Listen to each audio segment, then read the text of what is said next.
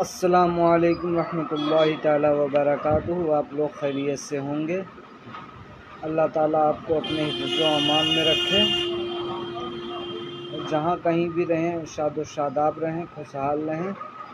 रब तबारक व ताला से मेरी दुआ है। आए दुनिया में जो उम्मत के मसीहा बनकर,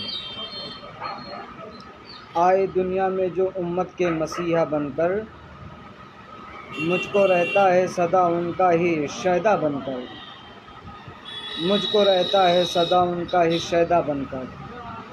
आए दुनिया में जो उम्मत के मसीहा बनकर, मुझको रहता है सदा उनका मसीहा बनकर, मुझको रहता है सदा उनका ही शैदा बनकर।